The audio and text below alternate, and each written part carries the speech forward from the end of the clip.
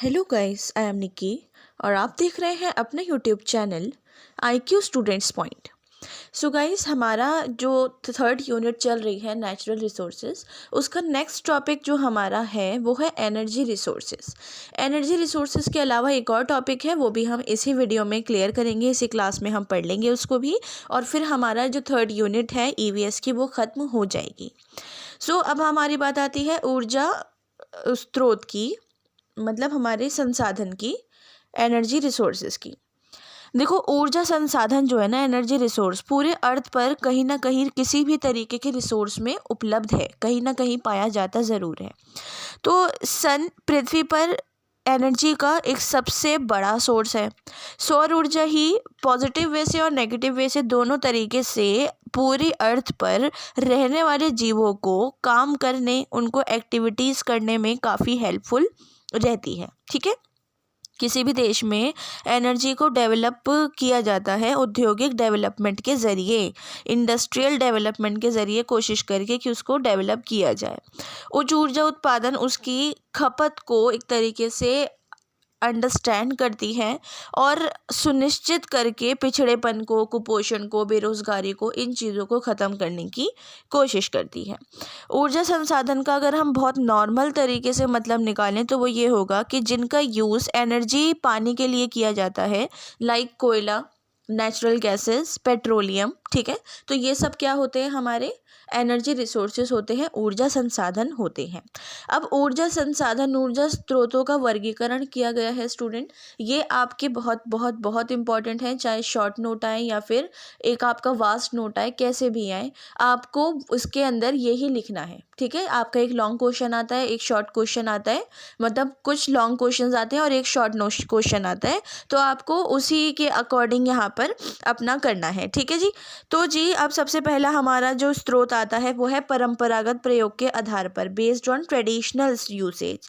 देखो, परंपरागत प्रयोग को दो तरीके के स्रोतों के साथ, सोर्स के साथ डिवाइड किया गया है, परंपरागत और गैर परंपरागत। ठीक है, ट्रेडिशनल और non conventional sources, non traditional courses. तो परंपरागत जो हैं उसके अंदर एनर्जी पाने के वो स्रोत होते हैं जिनका यूज़ इंसान बहुत, मतलब एक ट्रेडिशनली तौर पे करता हुआ आ रहा है, पुराने टाइम से करता आ रहा है, लाइक कोयला, पेट्रोलियम। ओके। और गैर परंपरागत स्रोत वो होते हैं जो पारंपरिक रूप से नहीं होते हैं, जैसे सोलर एनर्जी है हमारा, भूतापीय एनर्जी है, बायोगैस है, शेल गैस है। ठीक है, वो सारी जो गैसेस हैं उनको हम गैर पारंपरिक स्रोत में रखते हैं। नेक्स्ट है हमारा उत्पत्ति के आधार पर, on the basis of origin. देखो, इसके बेस पर ना एनर्जी रिसोर्सेज के जो ओरिजिन है उसका एक तरीके से ये रखा गया कि हम इसको कुछ स्रोतों से काफ़ी नए तरीके का हम मानेंगे, जिनका डेवलपमेंट टेक्निक से काफ़ी ज़्यादा आगे तक हो चुका है। ठीक है, टेक्निक्स की हेल्प से ये चीज़ बहुत ज़्यादा आगे बढ़ चुकी है। पहले हमारे पास टेक्निक नहीं होती थी, तो उस वजह से हम बहुत कम रिसोर्सेज को पा लेते थे, बस वही होते थे जो ट्रेडिशनली बेसिस पे, मतलब नेचुरल गैस है, कोयला है, ये हमें मिल जाती थी, अदरवाइज़ हमें कुछ और नहीं मिलता था। ठीक है, तो इसके अंडर कोई भी तरीके की एनर्जी के सोर्सेस आते हैं, कोई भी तरीके के, उनको किसी भी तरीके से हम यूज़ कर सकते हैं, उनसे किसी भी तरीके से हम डेवलप हो सकते हैं। ठीक है, इनमें स्पेशली हैं न्यूक्लियर हैज़र्ड्स। ठीक है, सॉरी, हैज़र्ड्स कह रही हूँ, न्यूक्लियर एनर्जी, उसके अलावा हमारा सोलर एनर्जी, सौर ऊर्जा, उसके अलावा बायो एनर्जी, हाइड्रो पावर, और या फिर भूतापीय ऊर्जा, तरंग ऊर्जा, ये सारी चीज़ें उसके अंदर आती हैं। ठीक है, ये सारी चीज़ें हैं। नेक्स्ट है हमारा सत्य उपलब्धता के आधार पर, बेस्ड ऑन करंट, हमारा ये अवेलेबिलिटी। सो इसके अंदर ऊर्जा के स्रोत एक नहीं होते, बहुत तरीके के होते हैं एनर्जी रिसोर्सेज। एनर्जी रिसोर्सेज भी हमेशा रहने वाले नहीं होते हैं। जब हम किसी चीज़ को बहुत ज़्यादा यूज़ करते हैं या उसको यूज़ कर करके ख़त्म कर देते हैं, तो उस एनर्जी के सोर्स को की जो स्थिति होती है वो हमारे सत उपलब्धता के आधार पर देखे जाते हैं, और वो अलग अलग तरीके के होते हैं। वो अलग दो तरीके के होते हैं, नवीनीकरण और अनवीनीकरण। तो हमारा नवीनीकरण ऊर्जा क्या होती है? नवीनीकरण ऊर्जा मतलब हमारी रिन्यूएबल एनर्जी सोर्स वो होता है कि एक ऐसा एनर्जी सोर्स जिसका यूज़ हम अवेलेबिलिटी के बेस पे करते हैं कि वो उस टाइम अवेलेबल हो गई है, ठीक है। लाइक सोलर एनर्जी है, भूतापीय है, ज्वारीय है, ये सारी होती हैं। भारत भी सौर ऊर्जा से विद्युत एक देश है, ये बात तो आपको पता होगी। टेक्निक भारत में अब बहुत अच्छी आ चुकी है, उससे हम सौर ऊर्जा बहुत अच्छे से प्राप्त कर रहे हैं और हमारा डेवलपमेंट हो रहा है। दूसरा है अनवीनीकरण ऊर्जा।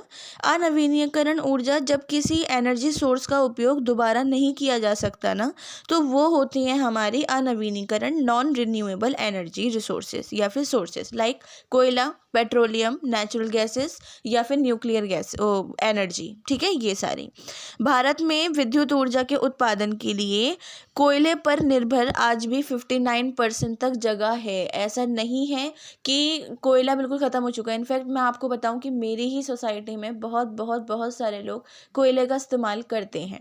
तो अब जब मैं अपना टाइम यहाँ का बता रही हूँ, तो ऑब्वियसली बात है बहुत जगह होता होगा जिन लोग जो गैस अफोर्ड नहीं कर सकते हैं, वो लोग भी कोयले का ही इस्तेमाल करते हैं, लकड़ियों का इस्तेमाल करते हैं। तो ये सब है। नवीनीकरण जो हमारा रिन्यूएबल एनर्जी सोर्स है ना, वो नॉन रिन्यूएबल एनर्जी सोर्स से बहुत बहुत बहुत ही ज़्यादा कम तादाद में प्रदूषण को फैलाता है, ठीक है। ये तो बात साफ हो ही गई है कि भूतापीय ऊर्जा है, सौर ऊर्जा है, उससे क्या प्रदूषण, ज़्यादा तो प्रदूषण होगा नहीं, लेकिन कोयले के धुएं से या फिर न्यूक्लियर एनर्जी से, इन सब से बहुत ज़्यादा प्रदूषण होगा, ठीक है। नेक्स्ट है हमारी बढ़ती ऊर्जा आवश्यकताएं। ठीक है। आवश्यकताएं क्या है? देखो, एनर्जी एक इकोनॉमिकल डेवलपमेंट के लिए बहुत ज़रूरी है, बहुत ही ज़्यादा ज़रूरी है। चाहे आपकी खुद की एनर्जी हो, देश की एनर्जी हो, किसी की भी एनर्जी हो, ठीक है। तो अपनी ज़िंदगी को बहुत बेहतर तरह से ढंग से जीने के लिए हम जो है रिसोर्सेज का यूज़ करते हैं। तो इसकी ज़रूरत का अंदाज़ा हम तब लगा सकते हैं जब 1947 में ये जो सब हुआ था, तो 1400 मेगावाट उस टाइम पर हमारी विद्युत क्षमता थी, जो 31 जनवरी 2017 तक बढ़कर बहुत बहुत बहुत बहुत ज़्यादा हो गई। अगर मैं आपको नॉर्मली काउंटिंग में बताऊं तो 314642.32 मेगावाट हो गई है इस टाइम पर, मतलब 2017 तक। और अब 2022 चल रहा है, सॉरी 23 चल रहा है। सो इसमें तापीय ऊर्जा का योगदान 68.22% होता है, और जो पानी होता है उसका 14.04% होता है, और जो हमारे रिन्यूएबल एनर्जी सोर्सेज हैं वो 15.89% होते हैं। जो हमारे न्यूक्लियर एनर्जीज़ हैं उनका हिस्सा 1.83% तक होता है। सूचना संचार टेक्निक्स, ये सब चीज़ें जो होती हैं बहुत बढ़ते युग में हमारी पूरी ज़िंदगी पर किस पर डिपेंड है? एनर्जी पर डिपेंड है। कुछ भी कर लो, एनर्जी तो चाहिए ही चाहिए। हमें कदम दर कदम इसकी ज़रूरत पड़ती है। भारत में विद्युत मंत्रालय के मुताबिक 2014 और 15 में भारत में विद्युत की जो खपत थी 10 किलोवाट घंटा प्रतिवर्ष थी, जो वर्ष 2015-16 में बढ़कर 1075 किलोवाट हो गई थी। और वर्तमान में जो है, मतलब वर्तमान इन द सेंस कि 2019, 20, 21, 22 के आसपास का जो है वो 2730 किलोवाट घंटा प्रतिवर्ष हो चुकी है, ठीक है। तो जो हमारा रिन्यूएबल और नॉन रिन्यूएबल एनर्जी सोर्सेज होते हैं ना, उनसे एनर्जी प्राप्त किसी भी तरीके से हो जाता है जो हम बढ़ती ऊर्जा आवश्यकताओं में रखते हैं। तो सबसे ज़्यादा जो प्राप्त होता है वो इससे होता है, ठीक है। उसके बाद हमारा नेक्स्ट है कोयला। कोयला, देखो, कोयला वनस्पतियों का कार्बनीकृत अवशेष होता है, ठीक है। इसका यूज़ एनर्जी को पाने के लिए किया जाता है। अगर हम साइंटिफिक रूप से इसको समझें तो ये हाइड्रोकार्बन से बना हुआ एक सॉलिड चीज़ होती है, ठीक है। अगर हम हिंदी में बोलें तो हाइड्रोकार्बन से निर्मित एक ठोस संस्तृत शेल होता है, और ये ज्वलनशील खनिज जैव पदार्थों से भी मिलकर बनता है। इसमें carbon, hydrogen, oxygen, phosphorus, sulphur, ये सब कुछ पाए जाते हैं, ठीक है। सो कोयले का जो यूज़ है वो विद्युत उत्पादन के साथ साथ लोहा, जिंक, खनिज, इन सब के धातुकर्म के काम करने के लिए भी किया जाता है। कोयला को हम एक उद्योगों की जननी भी बोलते हैं कि उद्योग, एक इंडस्ट्री को अगर बनाया, पुराने टाइम पे आप देखो ट्रेन चलती थी, सब होता था, सब कोयले की मदद से होता था। ऐसा कुछ नहीं है जो कुछ वैसे चलता था या फिर सोलर सिस्टम की हेल्प से, ऐसा कुछ नहीं था। सब जो था कोयले से ही हुआ करता था, ठीक है। तो भारत का सबसे महत्वपूर्ण और एवं बड़ा कोयला क्षेत्र जो है दामोदर घाटी में स्थित है। इस क्षेत्र में देश का लगभग 35% कोयला पाया जाता है, पूरे देश का 35% कोयला। और लाखों करोड़ों सालों से दबे वनस्पतियों का ताप और दबाव की वजह से धीरे धीरे कोयले का डेवलपमेंट और ज़्यादा होता जा रहा है। तो इसी पर विकास क्रम को ध्यान रखते हुए कोयले को 4 प्रकार से बांटा गया है। सबसे पहला है हमारा पीट कोयला, ठीक है। पीट कोयला क्या कहता है? कोयले के डेवलपमेंट कर्म का जो सबसे पहली सिचुएशन आती है, जो लकड़ी से मिलता जुलता होता है और कम गुणवत्ता वाला होता है और कार्बन उसमें 45% तक पाया जाता है, वो होता है पीट कोयला। फिर आता है लिग्नाइट कोयला। तो लिग्नाइट कोयला कम गुणवत्ता वाला होता है, भूरे रंग का होता है। कोयले भी अलग अलग तरह के होते हैं ना, देखे होंगे आपने, कभी बहुत काले देखे होंगे, कभी बहुत सिल्वर टाइप से देखे होंगे, कभी कुछ। तो लिग्नाइट कोयला जो होता है भूरे रंग का होता है और भूरे रंग के कोयला उसको कहा जाता है। और इसके अंदर कार्बन की जो मात्रा होती है वो 40 से 55% तक की होती है, 40 से 55 तक की। फिर आता है बिट्यूमिन्स कोयला। बिट्यूमिन्स कोयला ये मीडियम क्लास का एक तरीके से माना जाता है, लो लेवल मीडियम लेवल का होता है।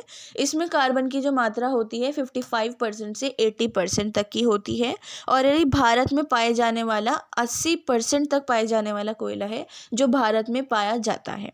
और उसके बाद है हमारा एंथेसाइट कोयला। तो एंथेसाइट कोयला ये सबसे ऊंची श्रेणी का, सबसे ऊंचे लेवल का कोयला होता है और इसके अंदर कार्बन 80 से 90 तक की मात्रा तक पाया जाता है, ठीक है। ऐसा नहीं है कि इसमें ये उच्च श्रेणी का है तो इसके अंदर कुछ वो होगा ये होगा, नहीं, इसके अंदर कार्बन भी अच्छी मात्रा में पाया जाता है, ठीक है। अब आता है हमारा क्या, पेट्रोलियम एवं प्राकृतिक गैस। पेट्रोलियम धरातल के नीचे की स्थिति और परतों पर पाए जाने वाला एक हाइड्रोकार्बन काले भूरे रंग का तैलीय द्रव है, ठीक है, जिसका यूज हम वर्तमान टाइम पे ईंधन के रूप में करते हैं। पेट्रोलियम को जीवाश्म ईंधन भी कहते हैं। क्यों? क्योंकि इनका ये जो बने थे ये ज़मीन के नीचे उच्च ताप में दबाव की सिचुएशंस को झेलते हुए बने थे, ठीक है। तो इस टाइम पे पूरे वर्ल्ड में इसे इसके एनर्जी रिसोर्स के रूप में बहुत इंपॉर्टेंस मिली है, जिसको काला सोना भी बोला जाता है, ब्लैक गोल्ड। ओके, इसको याद रखना, पेपर में ज़रूर लिखना, स्किप मत कर देना। पेट्रोलियम को पाने के लिए धरातल के नीचे जो अवसादी चट्टानें हैं उनके ऊपर कुएं खोदकर उनको निकाला जाता है। इससे जो प्राप्त होता है हमें पेट्रोलियम के रूप में कच्चा तेल प्राप्त होते हैं। कच्चे तेल को रिफाइनिंग करके, पूरा प्रोसेस करके, सही करके इसे पेट्रोल, मिट्टी के तेल, अलग अलग हाइड्रोकार्बन, ईथर या फिर हमारा प्राकृतिक गैस, इन सब ये सारी चीज़ें से प्राप्त होती हैं। पूरे प्रोसेस, पूरी सारी चीज़ों के बाद कुओं से जब पेट्रोलियम जो होता है ना वो निकाला जाता है, तब उसमें सबसे ऊपर नेचुरल गैसेस होती हैं, जिसके बीच में खनिज तेल होते हैं और उसके सबसे नीचे पानी होता है, ठीक है। तो खनिज तेल में 90 और 95% हाइड्रोकार्बन होता है और 5 से 10% बहुत सारे जो अलग अलग चीज़ें हैं वो उसमें पाई जाती हैं। तो जी हाइड्रोकार्बन में नॉर्मली 70% तेल और 30% प्राकृतिक गैस होती है। बाकी प्राकृतिक गैस में गैसों का मिश्रण होता है, जैसे मीथेन मिली हुई होती है। मीथेन जो होती है 0 से 20% तक की लगभग उसमें होती है। उच्च हाइड्रोकार्बन जैसे इथेन आदि ये सब भी बहुत ज़्यादा होते हैं उसमें। तो इसका यूज़ खाद बनाने के लिए, विद्युत बनाने के लिए, नगर गैस के लिए, घरेलू गैसों के लिए, वाहन के ईंधनों के लिए, इन सब के लिए, कारखानों के ईंधन के लिए इनका यूज़ किया जाता है। नेचुरल गैस का जो भंडार है उसकी जो नज़रिया है, अगर हम एक नज़रिए के बेस पे देखें कि इंडिया में कहाँ कहाँ से हमें प्राप्त होता है, पाया जाता है, तो असम से, गुजरात से, आंध्र प्रदेश से, इन सब जगहों से, राजस्थान से ये पाया जाता है। भारत की पहली जो तेल शोधन यूनिट थी वो असम में डिगबोई में 1901 में पाई गई थी, 1901 में। और अब इस एरिया में भारत का प्रदर्शन बहुत ज़्यादा अच्छा बन चुका है। तो जो नेचुरल गैसेस हैं उनको लगभग 200 से 250 किलोग्राम के दबाव पर ही सीएनजी उनसे बनाया जाता है, जिससे एक स्वच्छ ईंधन और हरित ईंधन के रूप में उसको नाम से भी जाना जाता है या जाना जा सकता है, ठीक है। अब आता है हमारा बायोमास या फिर जैव ऊर्जा। तो बायोमास या बायो एनर्जी क्या होती है? बायोमास जो है हमें ग्रामीण एक ऊर्जा संकट को दूर करने का एक बहुत इम्पॉर्टेंट टॉपिक या फिर चीज़ मानी जाती है। तो ये ऊर्जा का एक बहुत साफ़ सुथरा, बहुत अच्छा जो सफाई और स्वास्थ्य को सुधार करता है, महिलाओं के कामों में निरस्ता कम करता है, कृषि के लिए खाद्य तैयार करता है, उसके बेस पर जाना जाता है। इसे पशुओं के गोबर से, मानव के मलमूत्र से, रसोई के अपशिष्टों से, नगरीय अपशिष्टों से, ठीक है, फसलों के जो अपशिष्ट होते हैं, वेस्ट, ये सारी चीज़ें उनसे बनाया जाता है। भारत में हर साल 10 लाख मिलियन टन फसल अवशेष और 300 से 400 मिलियन टन पशुओं के मल उपलब्ध होते हैं, जिससे देखकर करके हेल्प से ये सब कुछ बनाया जाता है। इन पदार्थों से 70 लाख मिलियन घन मीटर मीथेन गैस मिलती है, जो 160 मिलियन टन जलाऊ लकड़ी के समतुल्य मानी जाती है। तो इससे देश को लगभग 50% ग्रामीण घरेलू ईंधन की पूर्ति हो पाती है। और इसके अलावा इसे 6 million tonne nitrogen, 2.5 million tonne phosphate, 4.5 million tonne potassium, 50 million tonne compost खाद, ये सब कुछ मिल पाता है। तो जेस्ट्रॉफ, ये रतन जोत जो होता है, उसकी हेल्प से बायोडीजल का निर्माण किया गया। देश का सबसे पहले बायोडीजल जो था आंध्र प्रदेश के काकीनाडा में लगाया गया था। पंजाब के जलखेरी में धान की भूसी की हेल्प से और दिल्ली के ओखला में और तिमारपुर में शहरी कचरों से विद्युत बनाने के संयंत्र लगाए जा चुके हैं। ठीक है, और भी बहुत जगहों पे इनका अलग अलग स्टेट्स में निर्माण किया जा रहा है। ठीक है स्टूडेंट, सो ये जो आपकी 3rd चैप्टर था आपका, वो फिनिश हो चुका है। अब आता है केस स्टडीज़, जिसमें आपको पढ़नी है आपका राष्ट्रीय सौर मिशन, कावेरी नदी जल, सरदार सरोवर, चिपको आंदोलन और ये सारे। ठीक है, तो अब हम ये पढ़ते हैं कि एक्चुअली में ये चीज़ें क्या थी। सो जी, अब बात आती है हमारे सबसे पहले राष्ट्रीय सोलर मिशन की। भारत सरकार ने राष्ट्रीय solar mission, national solar mission जो था, या फिर इसको सौर ऊर्जा मिशन भी बोलते हैं, उसकी शुरुआत की थी जवाहरलाल नेहरू राष्ट्रीय सौर मिशन के नाम से, और उसका नाम पहला यही था। ठीक है, देश में बहुत बढ़ती एनर्जी की जो एक तरीके से आवश्यकता हो रही थी, नीड हो रही थी, उसको पूरा करने के लिए इसको चलाया गया था। और हमारे प्रधानमंत्री मनमोहन सिंह ने 11 जनवरी 2010 को जवाहरलाल नेहरू राष्ट्रीय मिशन जो था, राष्ट्रीय सोलर मिशन, उसको स्टार्ट किया था। तो इस मिशन के तहत ये वाली बात थी कि 13वीं जो पंचवर्षीय योजना थी, उसके अंतर्गत 20,000 मेगावाट सौर ऊर्जा जो है हम बनाएंगे, चाहे कुछ भी हो जाए। तो इस गोल को पाने के लिए देश के सिलिकॉन वैली के तर्ज पर बहुत सारे सोलर वैलियों का निर्माण किया गया था। और ये सोलर वैली एक ऐसा औद्योगिक क्षेत्र बन गया जहाँ पर बिजली के बजाय सौर ऊर्जा का इस्तेमाल किया जाने लगा। तो इस मिशन का जो मेन पर्पस था, वो भारत को सौर ऊर्जा के क्षेत्र में एक अलग सा और एक बहुत आगे बढ़ता हुआ देश बनाना था।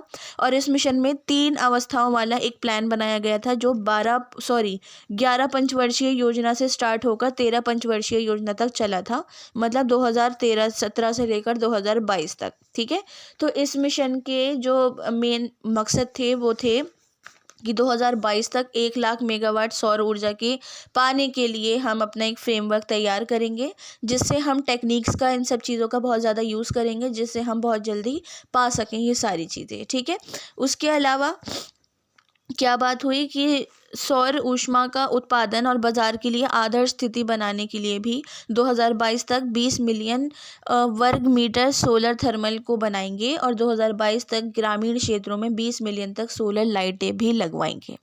तो 4337 करोड़ रुपए की जो स्टार्टिंग पैसे लग चुके थे, वो सब कुछ इस योजना के हिसाब से बहुत, मतलब एक तरीके से लिमिटेड थे, जिसकी हेल्प से काफ़ी डेवलपमेंट हो पाया है और ये चीज़ें डेवलप हो पाई हैं। और जो इनका मिशन था 2022 तक, काफ़ी हद तक, बहुत बहुत बहुत इतना सा रह चुका, बाकी हद तक पूरा हो चुका है। ठीक है स्टूडेंट, अब आता है कावेरी नदी जल विवाद।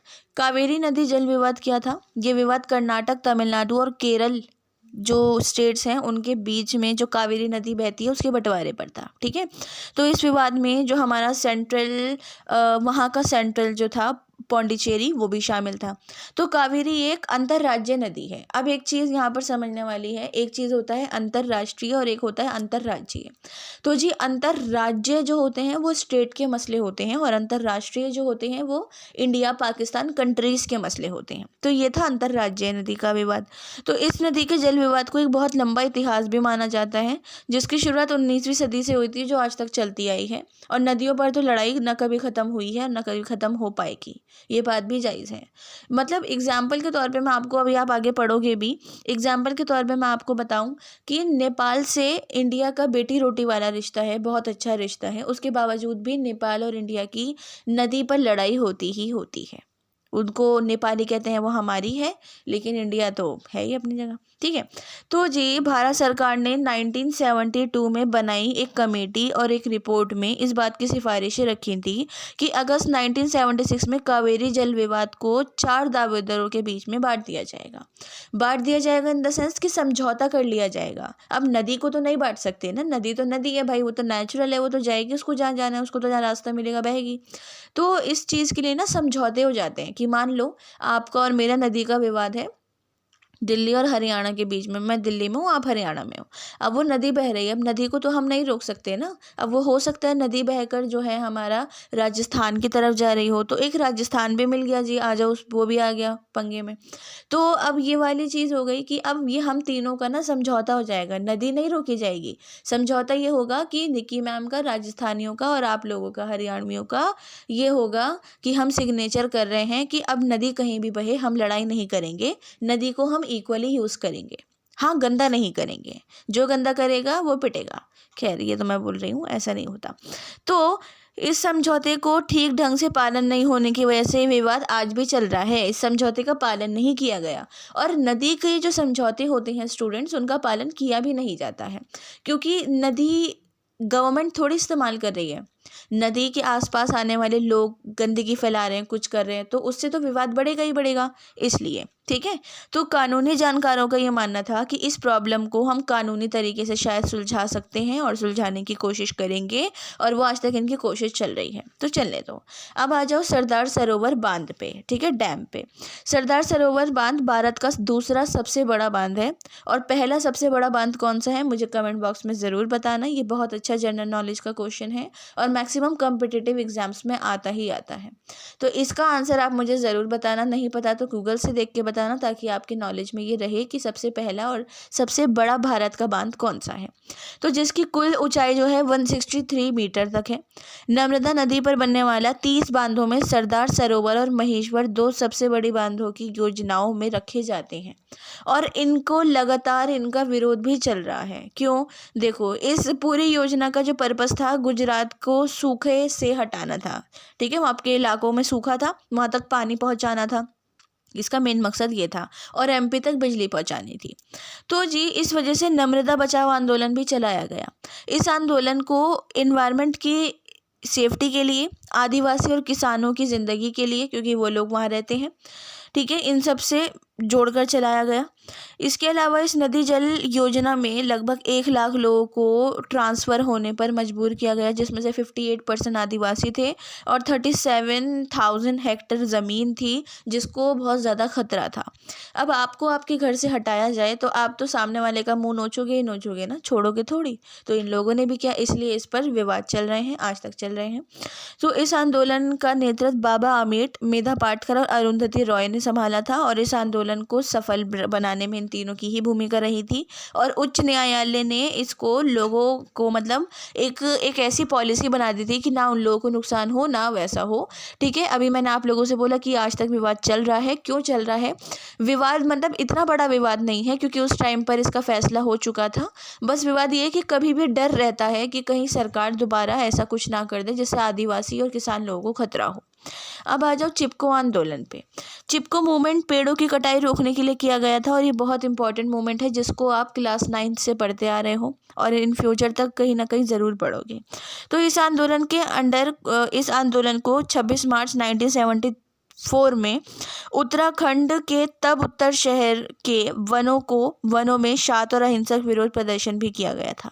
इस आंदोलन का मेन पर्पस था हमारा व्यावसायिक इंडस्ट्री को बढ़ाना, इंडस्ट्री, हाँ उसी को ही, इंडस्ट्रियल सब चीज़ों को बढ़ावा देना, और उसकी वजह से पेड़ों को, इन सब चीज़ों को काट देना। उसकी वजह से ये हुआ था कि वहाँ की औरतें जो थी, आदमी जो थे, वो पेड़ों से चिपक गए थे, और चिपकने के बाद उन लोगों ने मना कर दिया था कि पेड़ों की कटाई तभी होगी जब आप लोग हमें भी काट दोगे, अदरवाइज़ आप पेड़ों को छू नहीं सकते हो। ठीक है, तो इस पर विवाद चलता रहा, बहुत ज़्यादा विवाद चलता रहा। और जी बात ये रही, इस आंदोलन का जनक सुंदरलाल बहुगुणा हैं, गौरी देवी हैं और चंडी प्रसाद भट्ट थे, और इनके अलावा और भी बहुत सारे गांव की महिलाएं थीं, लेकिन ये 3 ज़्यादा इंपॉर्टेंट थे जिन्होंने आगे बढ़ के कदम उठाए थे। और इस आंदोलन को बहुत बड़ी जीत तब मिली थी जब 1980 में इंदिरा गांधी ने प्रदेश को हिमालय वनों में वृक्षों की कटाई पर 15 वर्ष तक प्रतिबंध इस पर लगा दिए थे। तो इनकी जीत हो गई थी कि हाँ जी चलो, इंदिरा गांधी ने हेल्प कुछ तो अच्छा किया, कर दिया। ठीक है, इसके अलावा जो है स्टूडेंट, गंगा बचाओ आंदोलन है।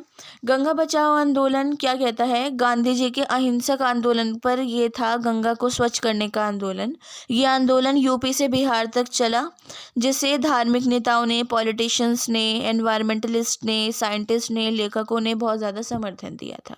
ठीक है, तो ये सब है। ओके जी स्टूडेंट, आपका जो ये यूनिट है, यूनिट 3 वो कंप्लीट हो चुकी है।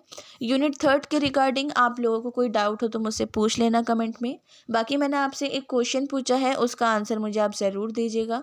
उसके अलावा निष्कर्ष आप लोगों को कैसे लिखना है, अपने आंसर की स्टार्टिंग की लाइंस उठाकर आपको निष्कर्ष लिखना है, और निष्कर्ष आपका कंप्लीट हो जाएगा। बाकी अपने पर्सपेक्टिव डालना चाहो तो कोई बुराई नहीं है। सो आज की क्लास में कोई क्वेश्चन हो, कोई डाउट हो या कोई भी सजेशंस हो तो आप मुझसे कमेंट बॉक्स या टेलीग्राम चैनल पे पूछ सकते हैं। So thanks for the watching and best of luck all.